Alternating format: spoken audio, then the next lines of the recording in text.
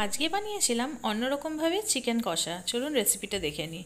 এখানে chicken marinate করেছি, এর মধ্যে টক দই দিয়েছি, সরষের তেল দিয়েছি, কাশ্মীরি লঙ্কার গুঁড়ো দিয়েছিলাম, একটু হলুদ আর নুন করে সরষের তেল দিয়ে মাখিয়ে সাইডে রেখে দিয়েছি। এখানে পেঁয়াজের বেরেস্তাটা করে নিলাম আমি।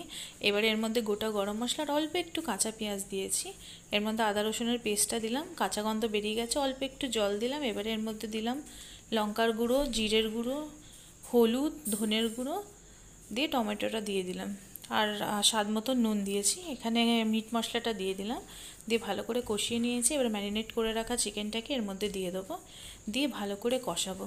আপনাদের যদি আমার ভিডিও ভালো লেগে থাকে তাহলে লাইক করে দেবেন, আমার চ্যানেলে নতুন থাকলে যদি ইউটিউবে দেখেন তাহলে সাবস্ক্রাইব করে দেবেন, আর ফেসবুকে দেখলে ফলো করে দেবেন। দেখুন এখানে কষানো হয়ে গেছে, পেঁয়াজের বেরেস্তাটা দিয়ে দিলাম, দিয়ে আরও ভালো করে কষিয়ে নেবো। দিয়ে এর মধ্যে আলুটাকে দেবো। এবারে দেখুন আলুটাকে দিয়ে দিলাম, দিয়ে ভালো করে নাড়াচাড়া করে নেব, ভালো করে কষিয়ে নিতে হবে। নিয়ে কষিয়ে নিলে, আপনারা সবাই ভিডিওটা দেখছেন কিন্তু লাইক করছেন না। আপনার একটা লাইক কিন্তু আমাদেরকে অনেক বেশি মোটিভেট করে, তো একটা লাইক করে দেবেন আর কমেন্টস করে জানাবেন ভিডিওটা কেমন লাগলো। দেখুন আমার চিকেন কষাটা হয়ে গেছে, ভালো লাগলে অবশ্যই কমেন্টস করে দাঁড়াবেন।